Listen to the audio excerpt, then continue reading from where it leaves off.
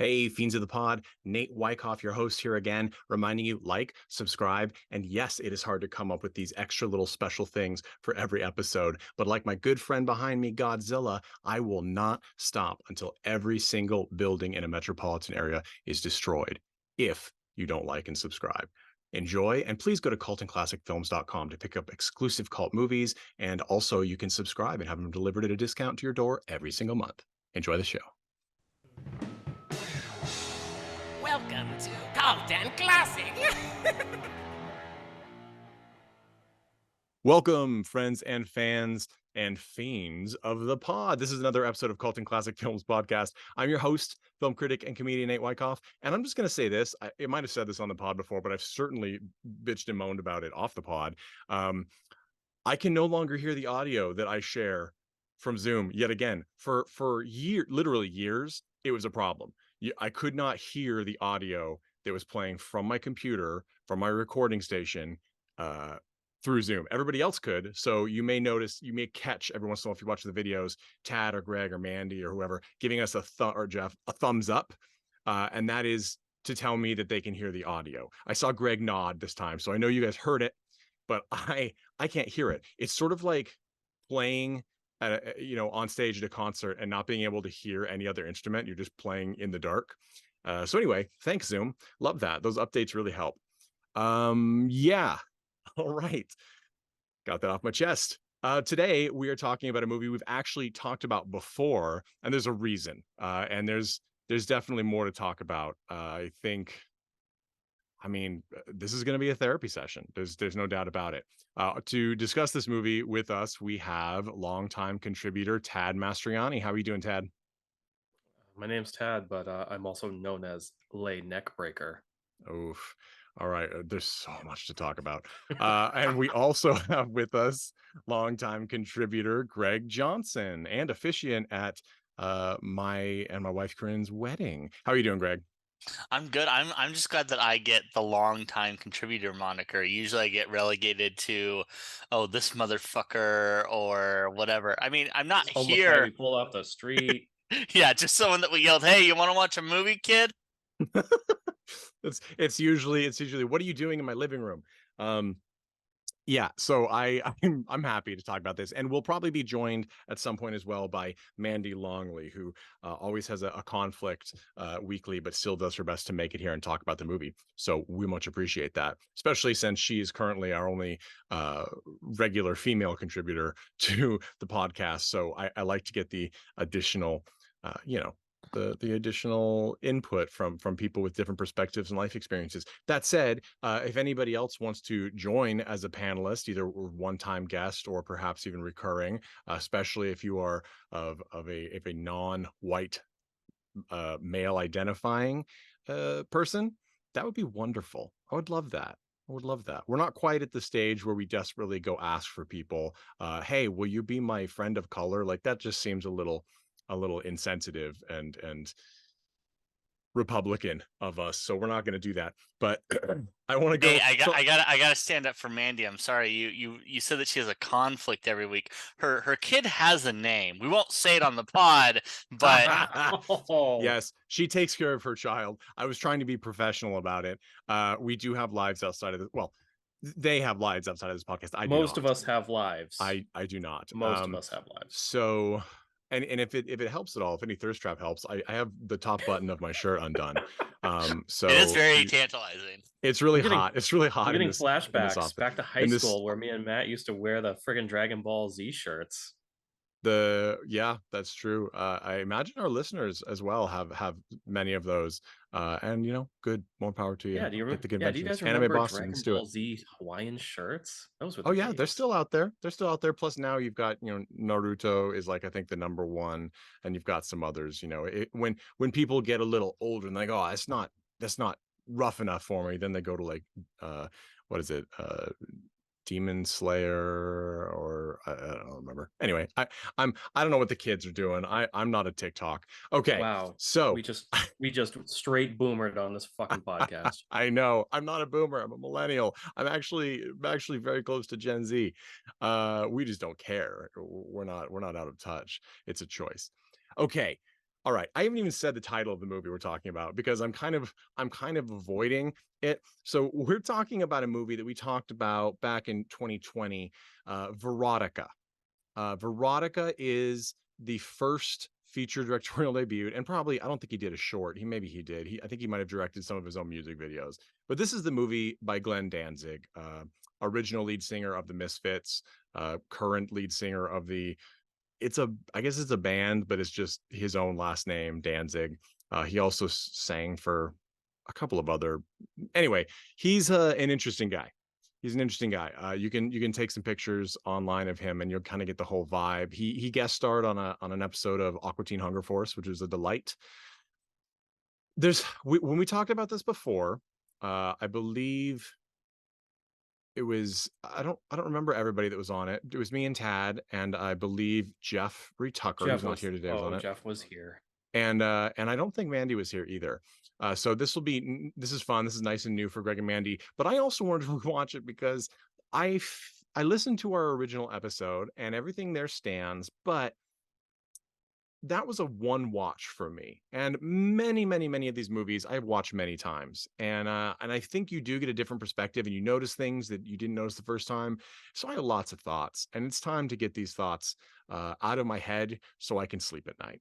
So this movie, I don't even know how to start, everyone. This movie is a film of sorts. It is purported to be a film of sorts. It is an anthology. I often go into these long descriptions of the plots, but that's sort of impossible here because you would need a plot in order for there to be a long description of it. So there's 3 stories, as there are with most anthologies. There are there's a woman who sort of is supposed to be the host in between segments. We're going to talk about that. The movie features nudity, graphic violence, unbelievably insane French accents. The plots, they're based off of stories that Glenn Danzig wrote and many extremely talented illustrators illustrated for Danzig's own comic company called Verotik or Verotic. And this movie is Verotika because you add an A on something and it just works, I guess. So Verotika is a movie. It stands for violence and erotica. Big surprise. Except, by the way, if you're Googling this and you don't know about it, it's Verotic and Verotika with a K. So K's also make things cool. The sequel to this film, I believe he's going to call Verotika's, and it's just going to be a Z at the end for multiple Verotikas, because that's also cool. The plot, there is no plot. Each of these stories, the first section actually kind of almost has a plot. It's the most coherent. The second is just like a slice of crazy horror movie life. There's no resolution. The third one, which I'm sure we'll probably talk somehow the most derisively about, is not a story, even in the slightest. It's not the beginning of a story without an end. It's not the middle. It is just a series of repetitive scenes that eventually fades out to the host, and that is truly all it is. So it's an hour and a half long movie composed of 3 segments with hosts. That sounds like a very straightforward anthology horror movie, like Trilogy of Terror with Karen Black, which Tad and I just romanced over. It's a beautifully excellent film. Or we also, Tad and I for some reason always get the anthologies to ourselves. Snoop Dogg's Tales of the Hood. No, it's not Tales of the Hood. Anyway, there's Tales from the Hood. Tales from the Hood. I can't remember. There's an excellent film of Black creators and cast members called something like that, and my brain is too stuck on Verotika to differentiate what the titles are right now. That's how pervasive this is. The first thing I'll say about Verotika is the cover's great. I can't remember if I think it's Simon Beasley did that cover, who of course is close friends with Kevin Eastman, has done excellent heavy metal covers for many years. Great artwork.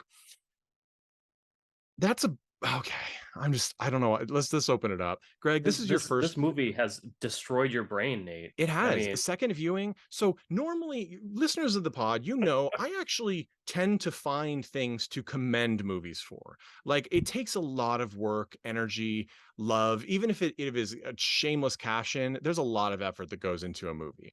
This one, I'm not saying it didn't have effort. Lots of people involved, lots of people put like their best foot forward, especially the cast, even when they're not excellent. Uh, they put it forward, but there's some level, even though Danzig is not a character, doesn't play a character in this is a straight up vanity project. And the biggest problem with vanity projects, such as um, RuPaul Charles' Star Booty feature film, which from 2007, which has sort of been wiped from record in any Drag Race reference because of its truly badness. We it just reeks of someone who thinks they have a lot of talent and something to say and yet can't. So this is one of those movies that I'm warning you, if you listen to my tirade on Matt Reeves' The Batman, which if you have on the fence thoughts about that movie, go listen to it. And if you think it's fantastic, go listen to it because I'll probably browbeat you into a better opinion. Okay, this is me being really snarky, and I'm not usually this caustic, but Verotika brought it out of me. All right, Greg, what was your expectation going into Verotika? What did you get once you actually watched Verotika? Well, I was expecting a movie, and I guess I that got was your first I mistake. I mean, yeah, and I got flashing images for an hour and a half. Yeah, I'm surprised you didn't mention Danzig's charity that he runs, because clearly this is some project where, like, Jerry's Kids or something, where he's like, hey, there's all these like adult film actors and actresses that are Yep, here we looking to go. like transition into just, modern, or not, like mainstream film, and that felt like what this was fleshed with. And some of them did okay, some of them not not totally there. Either that or the whole thing's a tax write-off, like it's some you bull scheme. I'd go for either, because yeah, like you said, it it was basically just bits of dialogue to tie together like soft core pornography. Like, I don't know how you could make anything simultaneously more and like less titillating at the same time. Like, just not Yeah. like, I don't know what the point was. 'Cause Yeah. the Yeah. yeah, Danzig has managed to film some of the unsexiest stripper scenes I've ever seen in a film. Yep. And frankly, I mean, yet so you brought up the point, like just about everybody in this entire cast is an adult film performer. There are some, if you follow a lot of adult film, these are some sort of big names in many cases. They, and people of course rail on adult performers many times, but the reality is many of them, first off, they all have some acting performance, whether or not it's to actually communicate a narrative or story or just do something in particular to the audience, i.e., titillate them. Many of them have both experience and training in class in some form of acting. So you do have some people here who can carry a line adequately. Um, but it's sort of it's not even sort of, it's completely irrelevant when the script is so horrifically devoid of purpose and sense, like it's just that insane. It's unsavable. You could have cast like Helen Mirren and I don't know, Adrian Brody, people, Clive Owens, people with classical training and experience. You could have cast them and no one could have brought this to fruition. Except I will say I would like to watch that version. I would like to watch Helen Mirren talking to a giant spider creature played by Clive Owen. That would be pretty fantastic, Wes actually. Anderson's Verotica, or maybe Oh my God, Burroughs' Fuck Veronica. yeah. that should be his next feature, is to remake his own first film, but just hand off each section to a different creator. That would I actually love it. be, I would Danzig, if you're listening, I would honestly, you would be fully redeemed in every way to me. I would donate to that. I would love to help produce that film. So yeah, let's talk about that. But first, anything but the movie. Let's talk about anything but the movie. Um, there's so much. Nate, let's talk about There's David Cronenberg instead. Oh, I love David Cronenberg. Okay, let's talk about this. Tad, this is your second time. Is this? I don't know if you watched this more than once, but this is at Oh, least your this second is time. not my second time. This is more. This is like I Okay. think my fourth time watching this. Okay, so this is a rewatch for you. Yes. What was your takeaway with this watch versus the first time we watched it for this podcast? Okay. There is going to be no big surprise. I got nothing extra out of any rewatch of this that I've done. I'm going to say that right now. I have gotten no extra insight. I've gotten no extra appreciation, except that watching Death Rider and then going back and rewatching Verotika made me really appreciate that Verotika was made with cameras and with lighting and with music. So all of those things are really important to making a film, Danzig. It's extremely important that you do things like use a camera and make sure that there is some sort of ambiance to your film. These are important things. Yeah. So I. Okay, so you raise a good point. We talked about the music the first time we talked about this, and it's not a retread to cover these things because I do think we have some different opinions. But the biggest issue we had with the soundtrack is, of course, if you don't know Glenn Danzig, again, he's the original singer of the Misfits. And as Danzig, he's had a very long, successful metal career. And you expect then to have Verotika have Glenn Danzig music. But instead, what you get is a bunch of other musicians, some of which are notable in this sort of post-goth industrial heavy metal world. But many are questionable, and you get one Danzig song, which I will say is the best song on this. The song "Eyes Dripping Fire." But here's the thing: it is the best song on this. But as a Danzig song, I don't know. So he's older now, right? We know that, but it is as though he performed it directly after having his regular colonoscopy. He is doped up. He can barely be heard. He just Tom Waits talks his way through this song. And I can say this, so I was, we were asked when, as the Chud, the band that of course opens and closes this show, which I was the lead singer for, we were asked many times to do entire Misfit sets when it came around to Halloween because and I take this as a great compliment, sounded, especially on our first album, a lot like Glenn Danzig. It was a big inspiration.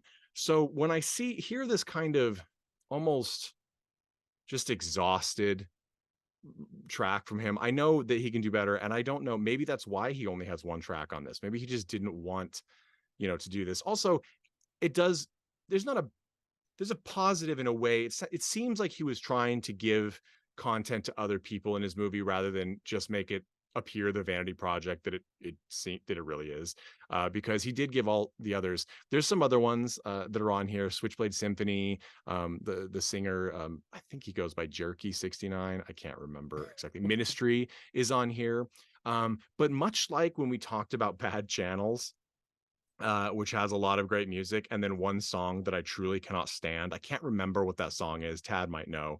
I might have an idea. It's okay. But yeah, it's a bad song. This one has one as well. The song by Kor Rozik, "Can't Stop, Won't Stop," which plays during one of the very long pole dancing striptease scenes in the second feature of this movie, which the second feature I think is called Change of Face. Yeah, Change of Face. It is a terrible song. It is as though you ran some sort of like royalty free purchase for one price, never pay again, no credit required industrial metal track with someone just reading like unfinished poetry from their pocket notebook. And it doesn't fit together. The vocal melody changes from section to section as though you're slamming different sections. And guess what? The main bit is can't stop, won't stop, can't stop, won't stop, can't stop, won't stop, which is a threat because all I wanted it to do was stop. It is just ungodly. I don't remember despising that portion that much, but I really did. It was bad. It was hard. It was hard to watch. And listen to. So these are supposed to be, we talked about this too. Greg brought this up. It's supposed to be erotic, right? Violent and erotic. Well, it is violent. I think originally too, I definitely picked on some of the special effects while lauding others. It's middle of the road, right? We open with a scene of the host, I use that in parentheses, of this film, who is it Morella, I think is the name of the host, played by Caden Cross, who, as I said, is a fairly well-known adult star. It is Sounds familiar. yeah, so and I think here's the thing. She doesn't seem to be a bad actress. The getup is interesting, but it opens just like with the rest of the movie with something completely pointless, which is a tied up woman. I think, is she topless? I can't remember. There's No, she's topless not. people, okay, and not topless people, and she's Surprisingly. screaming for help. And this character walks up to her, Morella, and puts her nailed eyes into this woman, or nailed fingers into this woman's eyes, and pulls her eyes out, and the woman is screaming. That actually was probably the most effective effect, actually. It's completely pointless. It seems to open the movie with this promise that, like, oh, you're going to be uncomfortable. This is a really disturbing violence for the sake of violence gore flick, that does not deliver. Whether or not you like that kind of movie, you are quickly dispelled of that notion. Yeah, the But first 5 minutes of this movie are just a fucking lie, flat out. they totally are. Yeah, I mean, that gore effect, I was here for it. I didn't care for the host. I thought she was the worst actress in the whole thing. It's hard to tell. I mean, But That's saying she- a lot, man. yeah, it's if I had pretty to pick rough. a winner, Well, and it's got to be hard too, right? Because she's the host, she delivers to the camera. And Yeah. also it's hard to get she's any also sort of given emotion. nothing to work with. Right. Like, And oh, let's talk about what she's given to work with in a minute here, because she's also, she looks very much not like herself. She's usually, I believe, blonde, sort of the girl next door vibe. And in this case, she is, paled out goth, black, lank, long hair with these little upside down crosses drawn beneath her eyes and black contacts and stuff. So it's kind of impossible to emote anyway. So you just have the line delivery, and the lines, sweet Jesus, the lines. There are things delivered as jokes and puns that are so far from a joke or a pun that I had to stand up off my couch from this rewatch and pace around it, because as a comedian, I felt deeply, deeply offended. It was though someone went into a Catholic church and shit into the center of a Bible. It was, I'm sorry to be graphic, this is just that horrendous. So here's an example of the quote unquote wit that was worked into this poor, misguided host character. In the opening, she pulls out a woman's eyes. And then in the first feature, which, as I said, I think is the strongest, which is called the Albino Spider of Dajette, which we will talk about. There is the lead character of Dajette, for no discernible reason, although at least it's a point of interest. She's having trouble. She can't find a man to love and have sex with because she's beautiful, but when she pulls her top off, instead of nipples, she has eyeballs. And the eyeballs look at people and cry occasionally when she cries. So that's her struggle. And then, neither here nor there for this particular track, she cries after being rejected yet again on a ginormous white spider crawling on a rose, which has got the 3D effects of the Lawnmower Man, but in 2020 or whatever, 2019 rather. And it becomes a giant 8-limbed white man spider that's actually by far the best makeup effect in the whole film by far, who goes on, and he's supposed to, I can be sidetracked here. Anyway, she has eyeballs on her breasts, okay, and that is apparently driving off all men, which just by the virtue of the fact that Danzig has made this movie and his comic book series, is proof that there are plenty of men that would not be horrified by eyeballs on boobs. I don't, that is just not a thing. But anyway, so eyeballs. There's eyeballs in the movie, or in the first segment, and Morella, the host, has pulled out a woman's eyeballs. So after, this is what she says. Well, there you go. The eyes have it. Okay, that could almost be considered a joke and a pun, like, because they talked about eyeball, or because there were eyeballs as a point. Granted, it's not a big part of the entire plot, quote unquote, of the first segment. But that's the thing. And then she holds out her hand and opens her palm, and she has presumably the woman's eyes, and goes, but what am I supposed to do with these? What the fuck does that have to do with anything? Who told you to do anything? You're by yourself. It has nothing to do with the first section at all, or any section. And it's delivered like this big, haha, pun, ooh, gruesome, dark, funny. No, it's just a person saying something that has nothing to do with anything.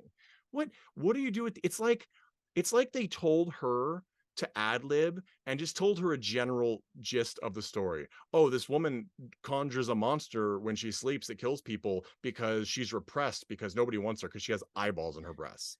And then you're like, oh, let's see, eyeballs in the breast, eyes. That must be a big part of the plot, which it isn't. So let's have me pull out eyeballs and then go, no, what do I do with these? What the nothing. It means nothing. It's just horrible. That was the best couple of lines she had in this movie. Can you imagine that being the best for the host? And in talks, in interviews, whatever, it was apparently said, I assume by Danzig, but I'm not going to guarantee that the character, the host Morella, was inspired by Cassandra Peterson's character Elvira. I cannot think of something more offensive to say about Elvira, except for the fact that one should be more offended that they used the word host to describe this. She does not host anything. She doesn't introduce it. She doesn't really reflect on it. There's nothing to host. It's just scenes abutting scenes. Anyway, that's the host, Morella. Complete failure, really awful. Again, nothing against Caden Cross. These people are not handed anything.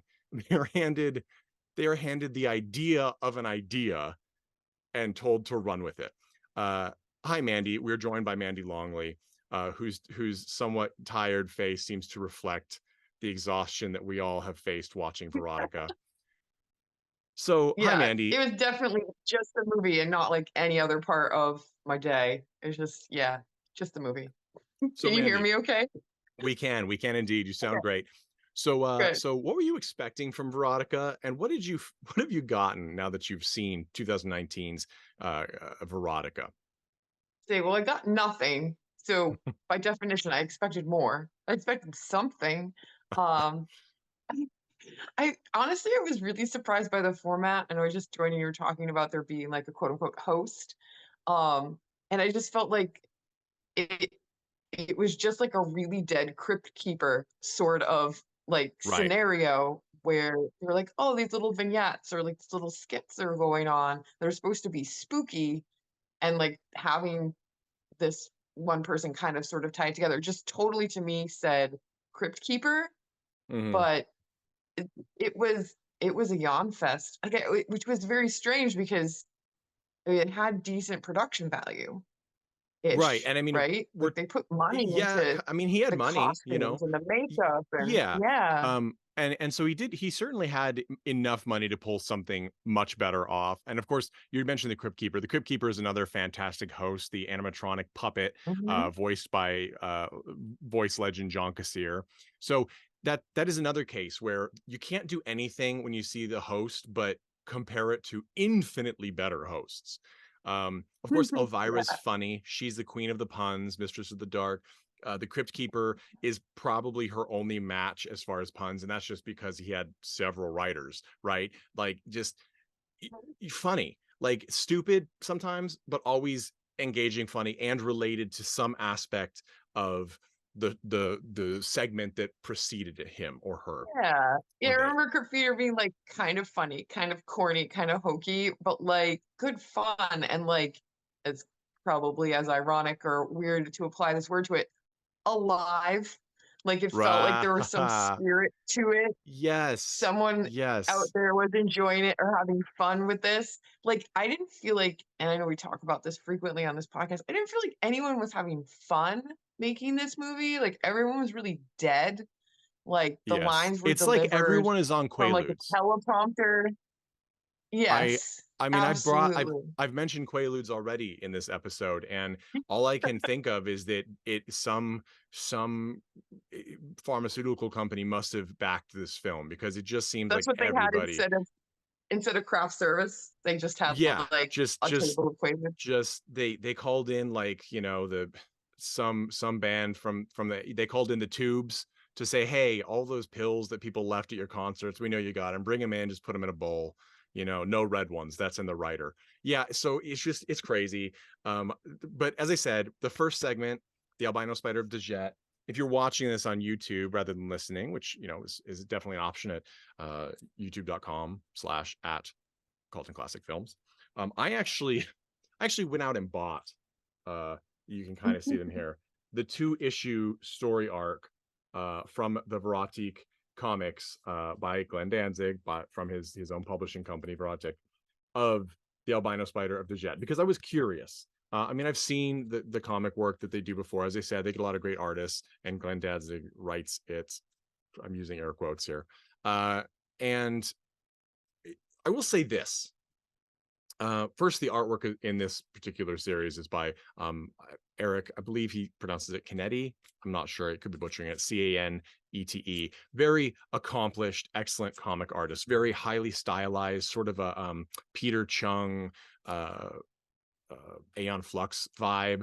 He's done lots of great things. He did the covers and things for Cybernary 2.0, which was a fun Wildstorm comic people might remember. But anyway, he's still working. He's done a lot of great stuff. And so the thing I'll say about Glenn Danzig's movie of his some of his comic stories, is that it probably is the most comic accurate film ever done.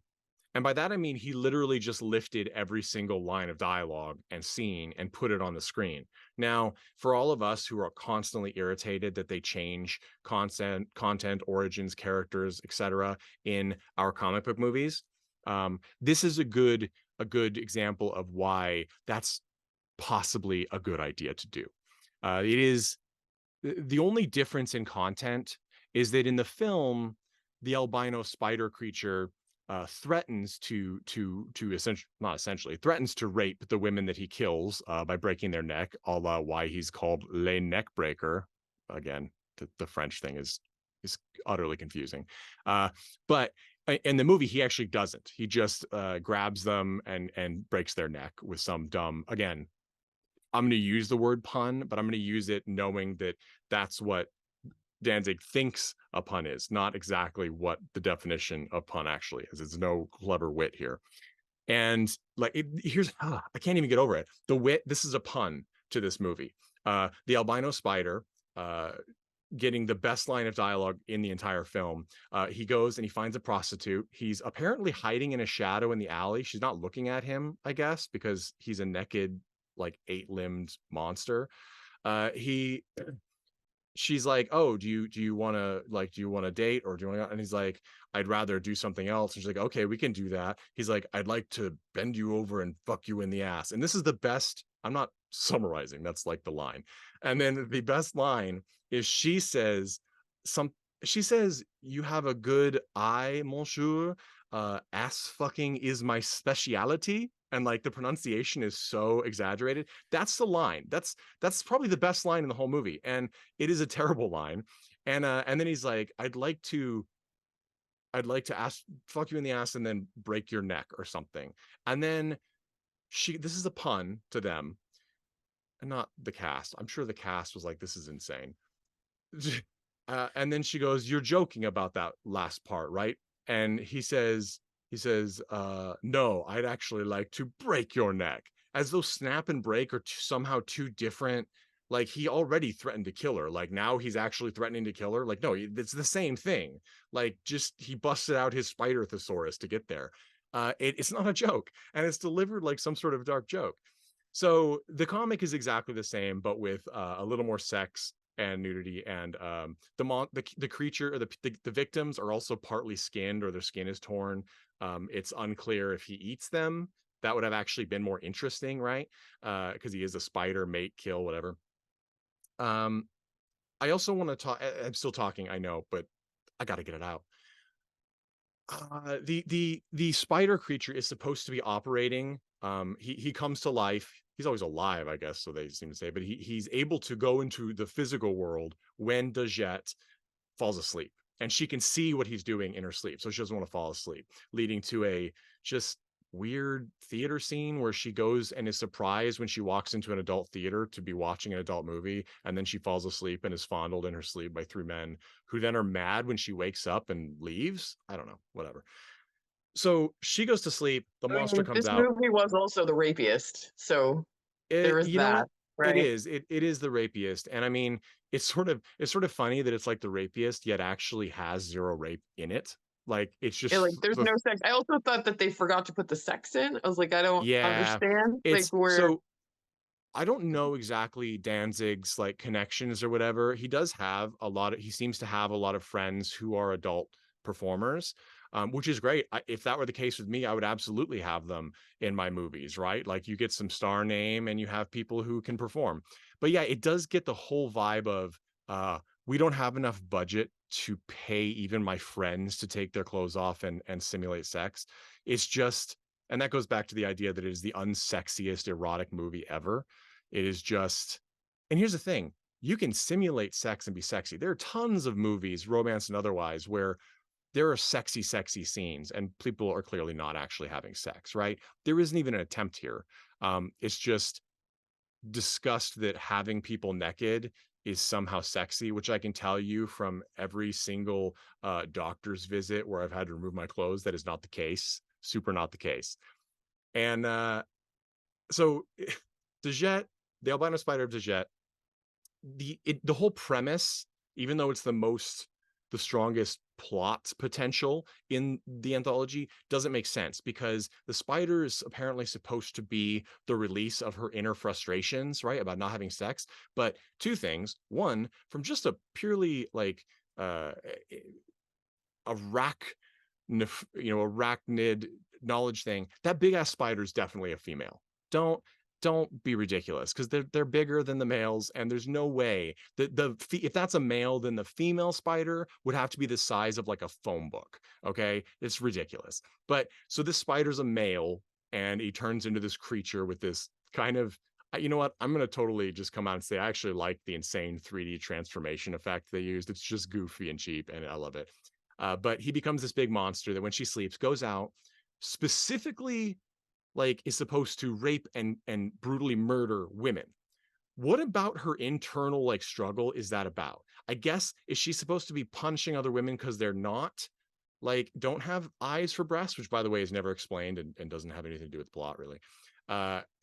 We don't know. Like it could have been implied that even though she loves these people that she knows who are getting murdered, that she's secretly jealous of them, but there's no depth. You couldn't even get there. Instead, it's just played as this is what your oppression wants, which is kind of like sex, right? She wants to have sex with men, and that means going out and raping and killing women that she knows. Doesn't make any fucking sense. Well, yeah. Why doesn't the spider go out and fuck dudes? Like Right. truly, it's almost like it was some guy wrote this comic about this woman wants to have sex and can't, and manifests a giant male spider that goes out and beheads sex workers. Like Yeah. what fucking planet are you on? Totally. And the end, for God's sakes, the end. So the end is, which makes logical sense in the world of the plot, which is she's like, this can't keep happening. The only way I won't fall asleep is if I'm dead. So she takes a bunch of pills.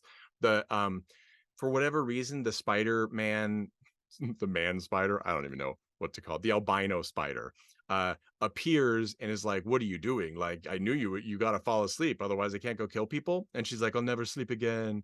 And he's like, what did you do? Which is the most interesting interaction between the two, right? Because they actually at least have some vitality in them. She dies, and instead of disappearing or like whatever, he's then just like I guess because it's a permanent sleep, he's then in the real world, and so he's just there, which, by the Like way, stuck. she's just called the cops. And so the cops show up and shoot the shit out of him, thinking that he's a neck breaker, which Mhm. of course he is. And and okay, like I buy that. Like it's an interesting visual too, with him covered in bullet holes and blood, because again, it's the best effect in the movie.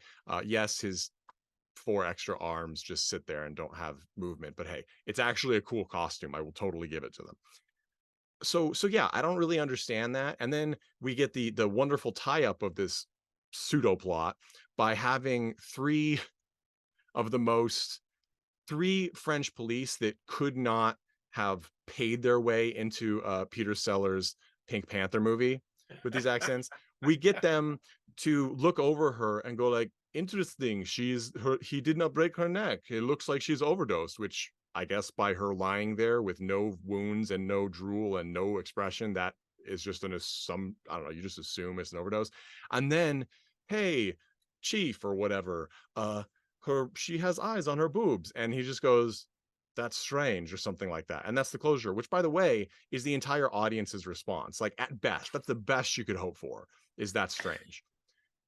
So let's go to the second one. What did you guys think about the second short, Change of Face, which is sort of a setup to a story, but it has no story to go to. It's just a character we're introduced to, right? The mysterious woman. This is my favorite section. Okay, so Why? Tad, Yeah. one, Why? We had this conversation the last time we did the first time we did this review. I've wiped it This from was my mind. this was my favorite section because I disagree that everyone was on Quaaludes like throughout the whole production of this, because the people who play the cops in this section God, they clearly chew it had up. so much fun just fucking with Danzig, as far as I could tell. And he just kept it, he either let them fuck around or they fucked around and he just went, fuck it, I'll just let this go. Because again, the I think the sergeant is Sean just like, what do Kanan, we yes, plays Sergeant what do we Anders. got? What do we got here? And he's like, her face is gone. He's like, nice. Like, it's a Yeah, wonderful it's delivery. insane lines that he delivers. By the way, more shitting on sex workers, which by the way, I kind of think it clearly Danzig, I would assume, does not think lowly of people in some sort of a adult performance, because he seems to be friends with them, right? But like the comic itself, the content is so just blatantly misogynistic, that it's just, as goofy and stupid as it is, it almost makes it inoffensive, but it's still offensive because it's so misogynistic. The only people that die are women. They're pretty much always brutalized in some way, even if they're not raped. And that's it. Like that's the entire, like that's because there's no plot, especially in the last two sections. It's sort of like, is that the point? And then you're like, oh, it's named after violence and erotica. I guess that is the point, right? Like there is no other point except the brutalization and exploitation of the characters portrayed. And in that way, it becomes like one of those ugly, mean-spirited hentai films, which seem to just endlessly pour into the market, or hentai comics, bondage tales, or like stepmother's sin or whatever. There's just nothing to them except some forced sex, and then the character is either killed or commits suicide. That's it. And that's what makes both the comics and this film just utterly, it just makes it very difficult to find any sort of redemption of anything. And the people involved, I remember some years ago there was like a series of like fetish videos about superheroines, and they get captured, and like there's some sexy like soft core bondage play, and people were like, okay, these are like, you can still find these on Amazon, by the way. I forget what they're called, but don't find them, there's no reason. But then at the end, the villains just kill them. They just brutally kill them in and I'm just like, wait a minute, I can't, the kind of like trick, as you said, Greg, at the beginning of this movie being a totally different kind of movie, the kind of trick that these kind of bait and switch things play on audiences is, it's almost um gat Hannah Gatsby Nanette level trollery, right? Where you except in her case, where she trolled the audience by delivering half a comedy special and then half a crying expose of her actual real life abuse, right? The point is to trap your audience.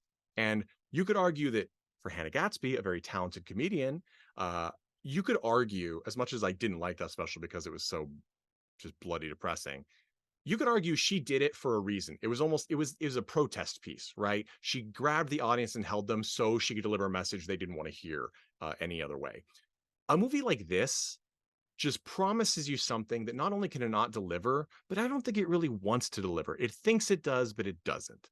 Because any number of these plots could have been turned in a way that there is something horrific about it, and instead we're left just sinking more slowly into the couch. The urge to reach for your phone is so damn strong.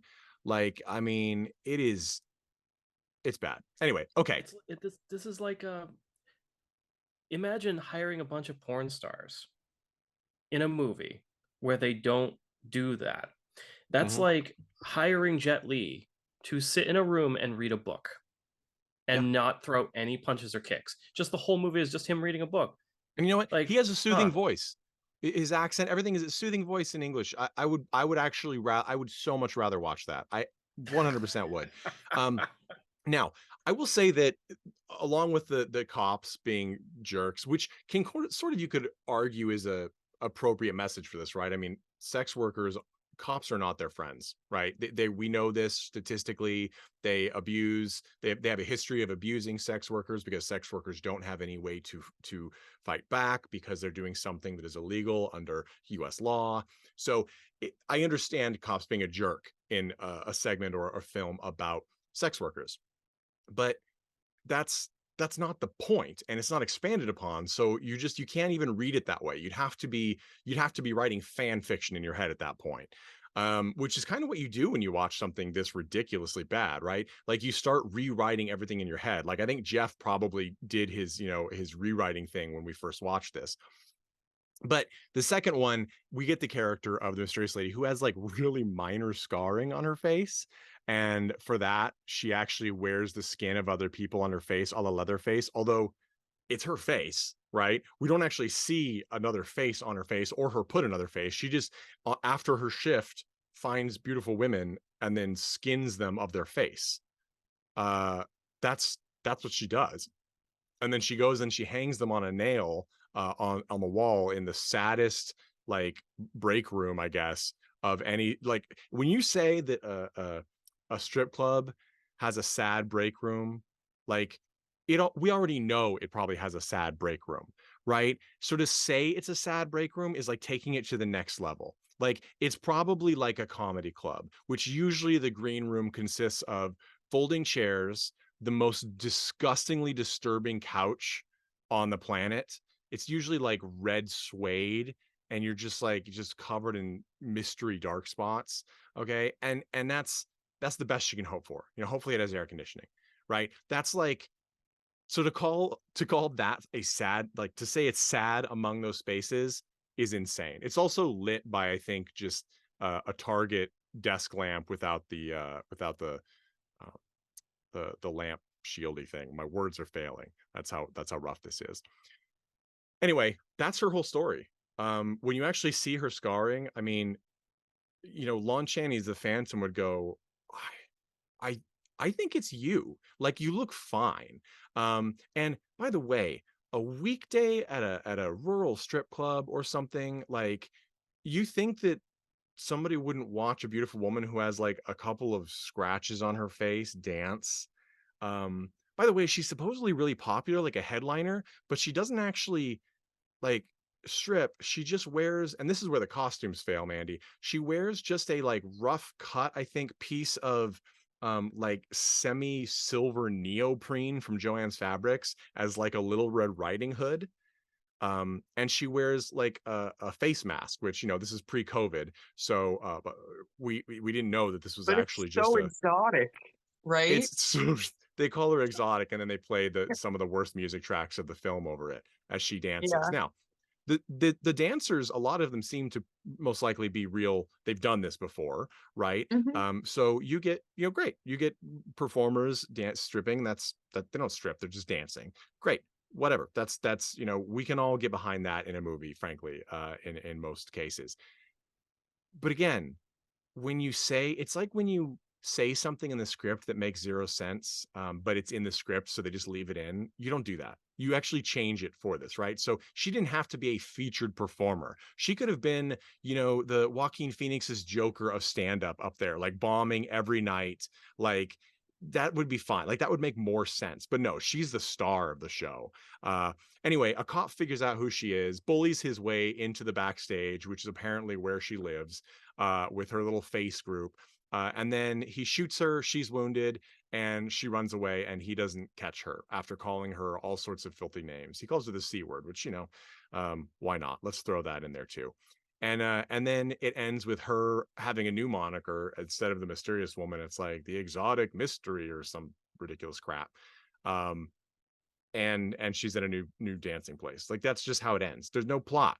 There's no plot. It has it's like if you took the first Saw movie and you removed the smidgen of plot, the reveal that Tobin Bell was the dead guy and he caused the whole thing to make people appreciate life. Like if you took that away, that's what you would have with this short. Okay. And you wouldn't have carryaways either. It's just nothing. So anyway, um, Greg, I can't hear you for some reason. I see you talking. How about now? Maybe. Yeah, there you go. I think we're missing the most important part of this whole little trifecta here, in that this does pass the Bechdel test. So does that not mean it's great cinema? Oh boy. Touche. You just literally, you just spit on like 30 years of feminist theory with this. Like I think oh man.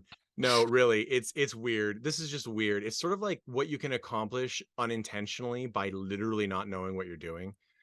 Just by literally putting as many, these all the plots could have been fixed if all the women in each short was like, oh, there's actually like we outnumber men in these, Right.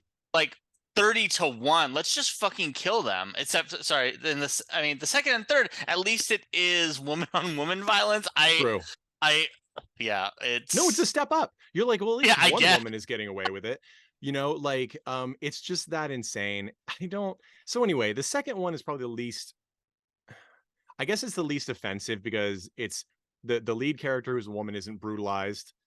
She's just a lady that's a lot off her rocker and is stealing other people's faces. That's it. It's we don't want that person in our world, but it's not, whatever. It is whatever. There's no plot to discuss. The second one, that's the tax write-off though, right?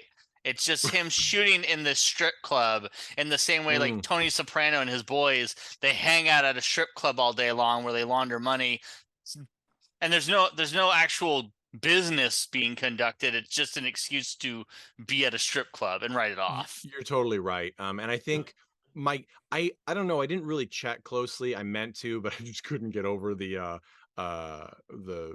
what was it, the Come On song or whatever. Whatever that terrible song was, I couldn't do it.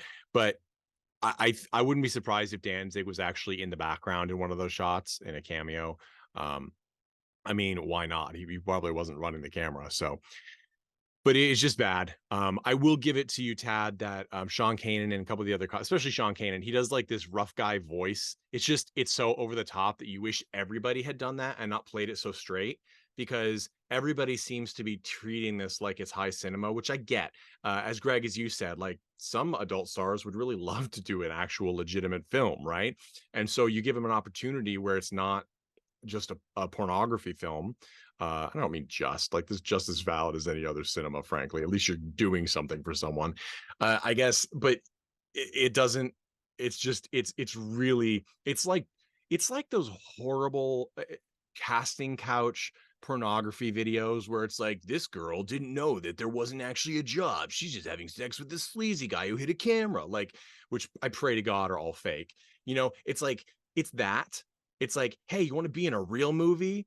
and then you're like, oh no, this is not a real movie. This is somehow more demeaning than like anything you could do sexually on camera. It makes me think of Erin Brown, who tended in her career to go by the name Misty Monday. Very popular. I met her very briefly once. She was just funny. I don't know that she was just very caustic. I don't know that she was intending to be funny or just caustic, but she was funny. She, I believe, did the first film where she didn't have, wasn't like a softcore or hardcore sex movie. I think it was called Bite Me. And I believe it was that one where she did an interview like, what does it feel like to do this movie? And she's like, well, your first straight movie. And she's like, well, there's a moment where I'm like tied up. I think it's by a spider or something, like sort of Jesus-ish. And I have blood sprayed all over me and I'm topless. And the director, I believe it was, came up and was like, there needs to be more, and just started rubbing fake blood all over my bare breasts, like all over. And I was just like, oh, this is the same movie. Like, this is the same movie. There's nothing, I have not moved up in this. So anyway, it's that kind of thing, right? This is just a different form of exploitation. It's just somehow more insidious because you didn't know what you're getting into. So anyway, on that happy note, let's move to everyone's least favorite segment. Now, filmmakers, many of you, film viewers even, many of you know this. The Simpsons have made fun of this all the time, like several times in their Halloween anthology episodes, where they have spooky episodes that are jokes, satires, usually of horror movies or other horror plots that aren't, they don't really happen in the canon of the show. They're all just fantasy scenarios, but they're anthologies. And the rule is you start with a decent short, decent story. Your middle is the crappiest story.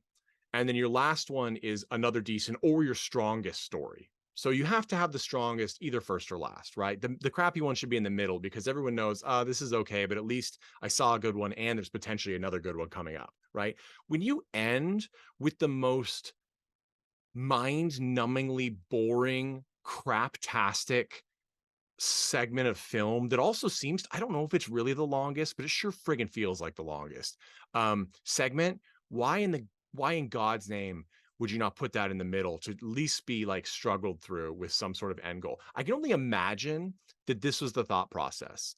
Okay, no one will wait to the third section if we put this second.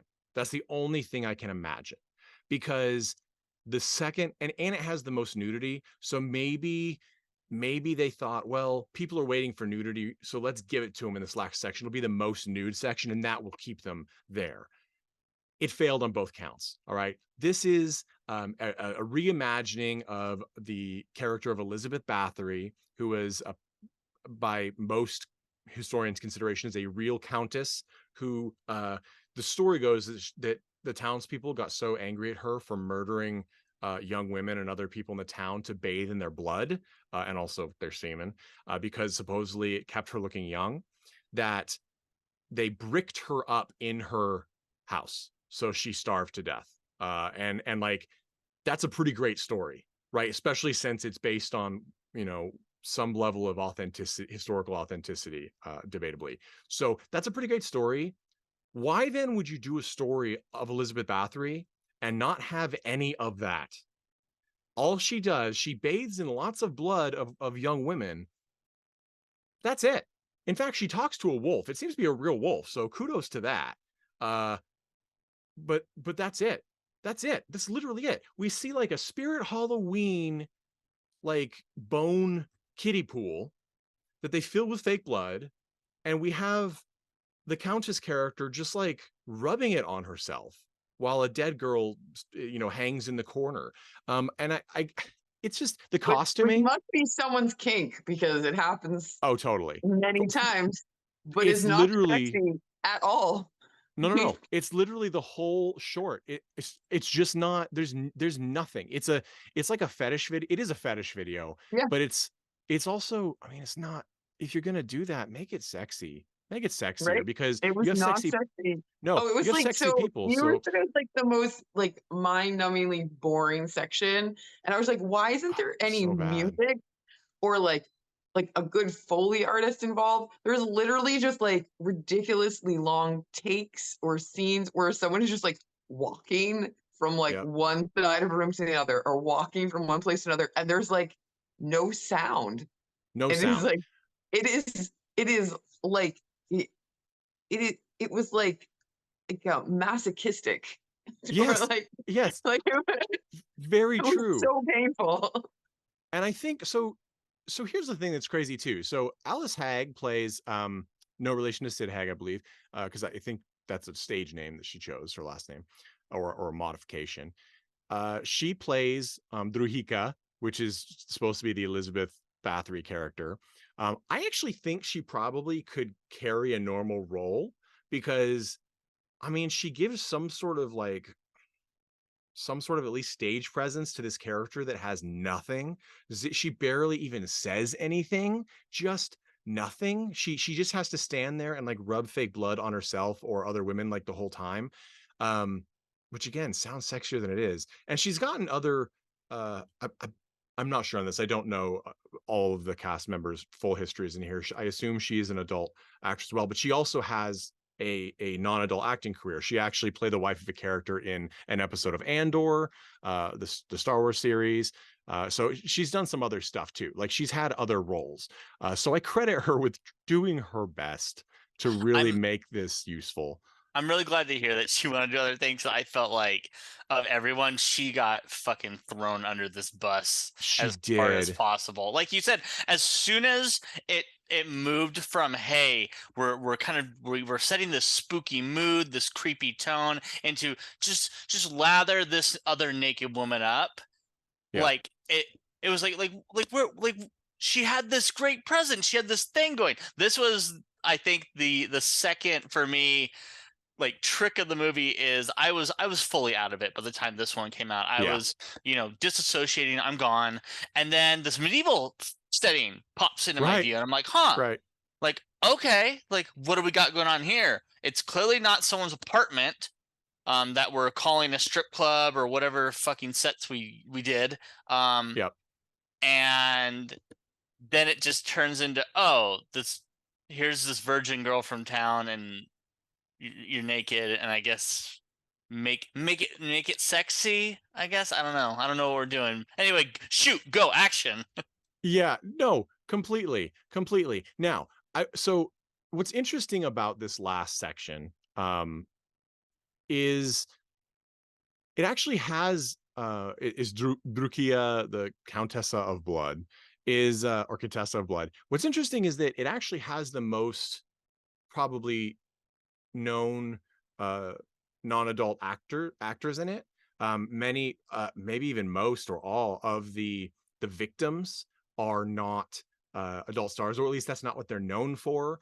We have of course big fan on this pod of Kansas Bowling. We, of course, a little while back interviewed her sister, Parker Bowling, on a recent poetry book. Kansas, very talented, very creative, young writer, director, actor. Her new film, which is screened several times, Cuddly Toys, that has an accompanying book, super awesome. Like just sort of kind of genius, really awesome. I urge people, if you can see a screening, see it, and when it comes out, see it. And of course, Kansas and Parker were the young women members of the Manson family in Quentin Tarantino's Once Upon a Time in Hollywood. So it's I know why a lot of these actors sort of did this, because it's sort of this, it's a novelty project, right? Like, oh, punk rock legend Glenn Danzig's making a horror movie, right? Like, who wouldn't want to do that? But they really just get shit on with these roles. They are just abysmal. Because we have Nikki Bellina, who's another actress that has done lots of other things. Brenna Black, who would, most likely a stage name, of course, but these people deserved more. They really deserved a lot more than they got. And it has a big cast. Natalia Borowski is Sheska, who is like the assistant to Drukia, who is like who's also done a fair amount of straight, quote unquote, straight cinema. She's like sort of seems to be turned on by what her Countessa is doing. She also says that the language they use makes zero sense, because we talked about we talked about the Albino Spider of Dajette having like the worst French accents in the history of man, which according to Danzig in a panel, he said they hired a French language coach. I would get a refund. I would, because they're, first off, they're so all over the place. Not everyone could have talked to this coach. Let me tell you that. I thought that they were trying to do like Russian accents for a while. I really Oh, had no idea what was it going on. is so insane. So insane. It's like it's supposed to be a comedy. You know, I believe it was Jennifer Mm. Aniston who was in a movie with Will Ferrell. I can't remember the name off the top of my head, but you can check up their filmography. It's like it's supposed to be a satire of a Lifetime original movie. So it's just very like drama based, very like abused woman, like bad relationship based. And people were so confused because they played it so straight that most people, I think, still think that it was supposed to be serious and it was just that bad, but actually it was intended as a complete satire. And so but they played it so straight. It's, I mean, if they played this movie as a comedy, it would have been a radically different film. Like you just needed the main characters to be sort of off their rockers in a crazy, like in an eating the scenery way, and everybody else could have continued to play it straight. It would have been brilliant. It really would have, because it's so bonkers. Like it's just so, everything is done wrong. Everything is done wrong. You know, the good effects are used to no effect. The bad effects are given lots of screen time. The cast members that are probably stronger are given no lines. And the ones that are weak are told to talk with a bad French accent for half an hour. I can't imagine, you couldn't plan this many missteps. You just couldn't.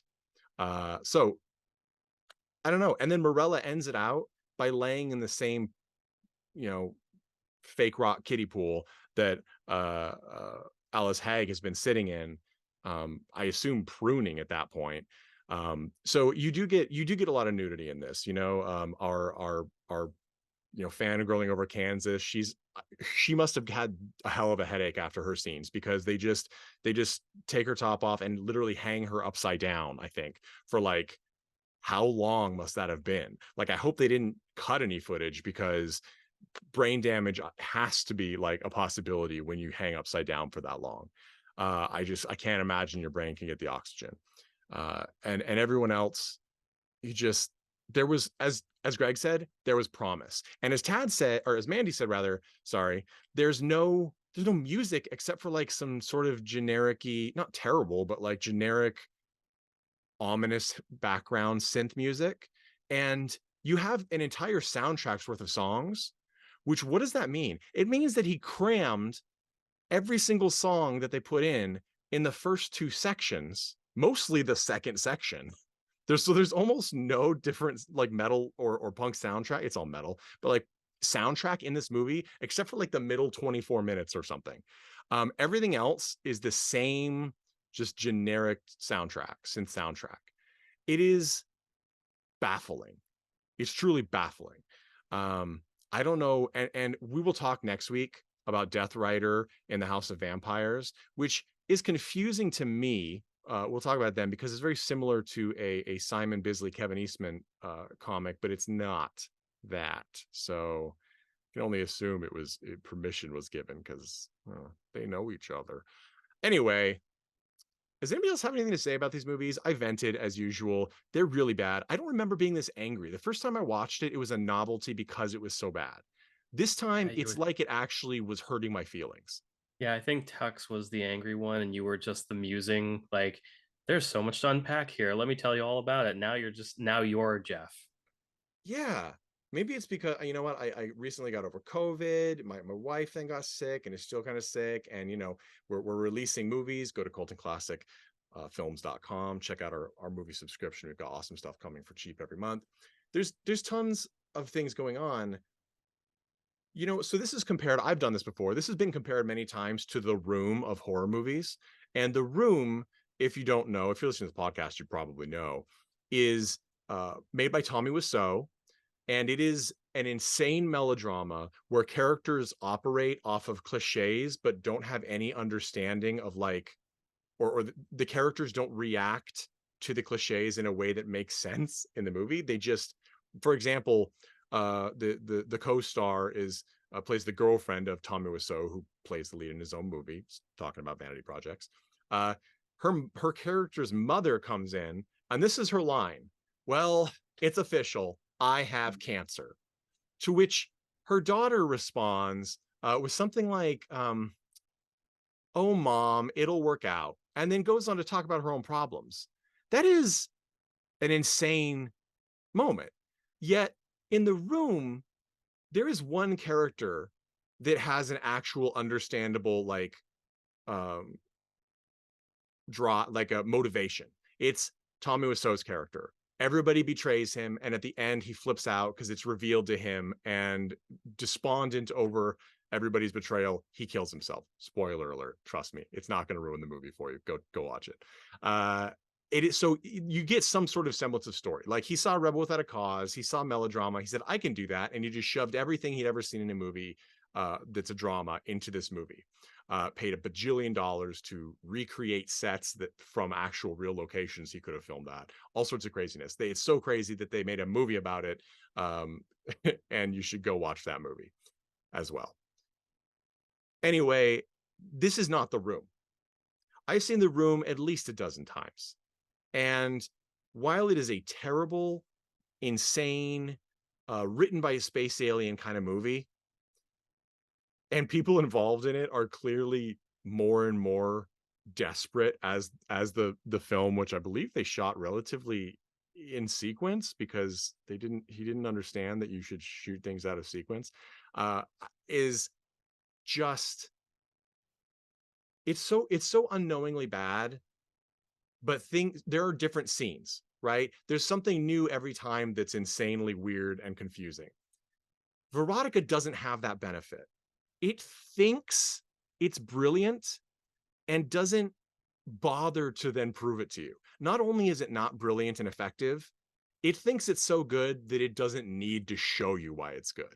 That's the difference. This movie says, I'm great, and then flips you the bird. It's Newt Gingrich or Donald Trump in movie form. Okay. Or Glenn Danzig. Or yeah, I'm curious to know who he voted for. You've seen some old Danzig interviews. Come on, man. He's literally that. He's like, I'm great. And by the way, there's a reason why every band that Glenn Danzig has ever played with that wasn't his own like self-titled band has completely separated themselves from them and only ever had him return when there was a lot of money involved. There's a reason for that. And again, Glenn, come on the pod. I'd love to have you. You're a huge part of my growing up. And so, I'm not trying to rip you as a person, but this movie was truly a train wreck and inept. And for that, I'm actually thankful, because that is a lot of what we talk about on this. And I don't usually get to cut loose so extremely on a film, but this, this is a movie we talked about twice. True, exactly. It's gotten a lot of time. And you know what? If we ever, like, we will produce movies in the future, in the near future, wink wink, I would love any cast member from this film to come on board. Feel free, just reach out. We would love to put you in. We'll give you, I promise, whatever it is, we will give you more lines than you had in this film. Whether you had the worst French accent or not, no grudges. This was not your fault. This just wasn't your fault. So there you go. I really hope, I know, again, I talk the most. I have been thinking about this since the rewatch almost exclusively, to the detriment of everything from my job, my marriage, my mental health. And so it was necessary to outpour this, to trauma dump, as it were, on you, the audience. And I hope you enjoyed it. Thank you so much, Tad, Greg, and Mandy, for being a part of this. Please, everyone, like, subscribe, rate this podcast or video, all the stars, all the ratings, share it with your friends. If you hate us, share it with your enemies. If you like us, share it with your enemies. Who knows? Maybe you'll breed a new enemy, or if you really hate them, you'll confuse them. And that's the best place for your enemies to be in. Okay, so do that for us, and we will continue to make these awesome, weird, film reviews for you, as well as interviews and other things. You can listen to our entire archives at cultandclassicfilms.com, as well as on your favorite podcast listener. You can also find new episodes every Tuesday at 5 a.m. Pacific Standard Time, both in audio form and on our YouTube channel in video form. We also run classic episodes that have never before run in video format on the youtube.com/@cultandclassicfilms as well. Check it out. Thank you Nate, so much. aren't you gonna ask us if any of us would recommend the film? I was hoping you wouldn't say that. Um, No. Well, big yeah, fat you know no. what? So What the hell?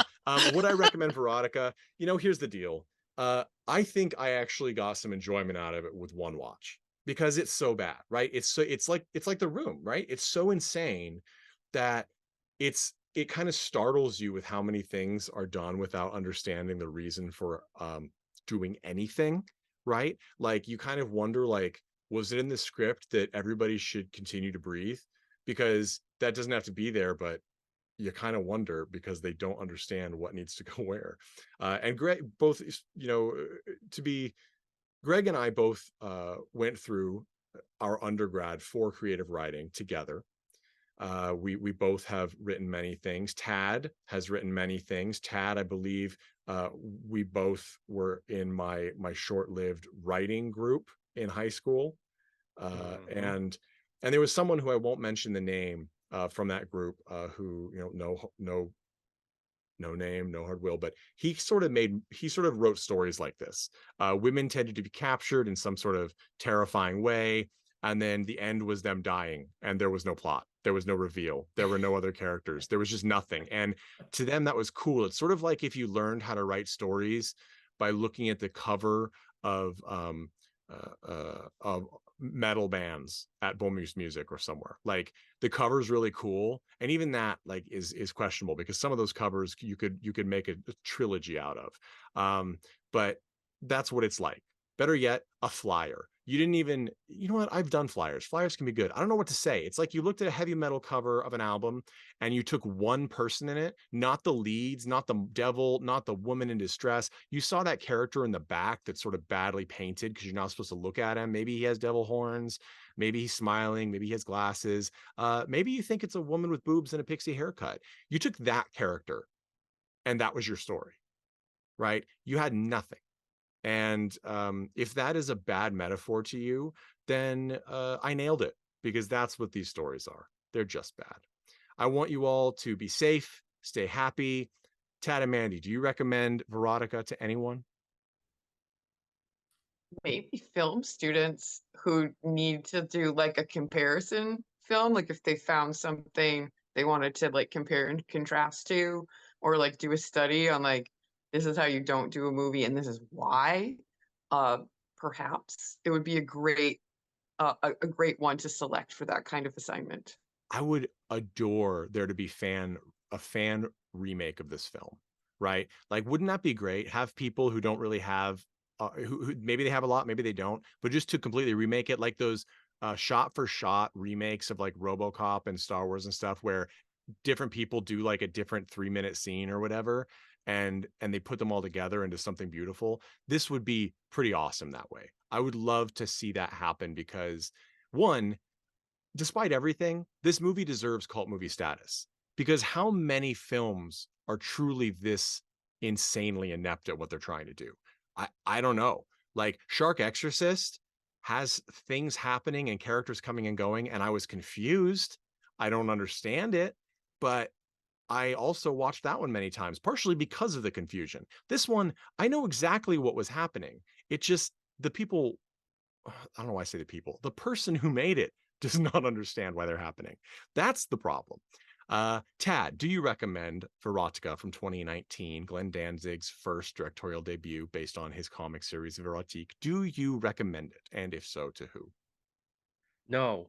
And if and I don't remember what my recommendation was last time, but fuck that guy. No. I think I could be totally wrong. Honestly, I have not re-listened to that episode for the reasons that you can pretty much guess from my feelings about this. I think you might have recommended it to diehard Danzig fans, but I don't remember. It is an interesting. Fuck them and It's fuck sort of that like guy. No.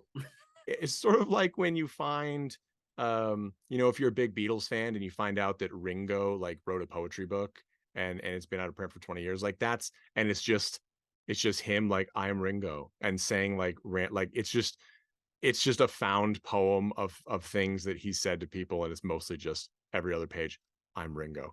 That's the kind of thing that as a fan, you're like, what an amazing oddity. I can't wait to show this to other people.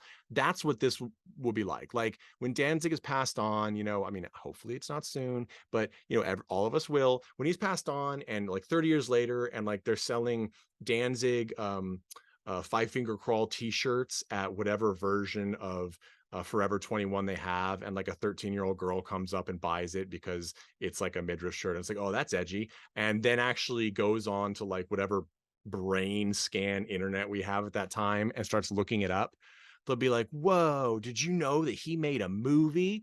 And that's going to be this. That will be this. It is a footnote. I know he's made another movie, which we'll talk about next week, called Death Rider in the House of Vampires. And there's a lot to talk about there too. As boy. Yeah, and that's a special one, folks. This Death Rider has not, to our knowledge, been picked up by a distributor yet. This was received from essentially an unknown source. I don't know where this came from. It came from a screening, but we're using it strictly for review purposes. Do not sell other people's property. That is just not nice. You know, if something, you know how we feel. If something is truly out of print, the owners cannot be contacted. There's no other way for people to get or see something. That's when bootleggers come in. But this movie will eventually get released. Death Rider will get released. My guess is it's just going for too high a price right now, because you know, Verotika has a 1.9 out of 5 stars on IMDb. That's certainly not the be all and end all of aggregate scores, but it's a pretty good sign because the only people bothering to review it know who Danzig is. So you think there's some fans in there, and it's still 1.9. Thank you all so much for listening. I am your host, film critic, comedian Nate Wyckoff. Tad, Greg, and Mandy have all been here talking about Verotika for this special second time, this revisiting of this truly cult film by music legend Glenn Danzig. Next week, we'll talk about Death Rider and House of the Vampire, as I just said, which is, it's a movie. I can say that. It is a movie. This one is not so much that, but we'll talk about it. Thank you. Go to cultandclassicfilms.com and join our subscription plan. It helps filmmakers. The money goes to them as well as us to keep operations going for the film distribution thing. I will not keep you any longer. Just kidding. I will always keep you a little longer than you want to be here. It's just our way. We are the third segment of Erotica in human form. So thank you. To play us out as always is the Chud. Have a great day. Be kind and stay safe.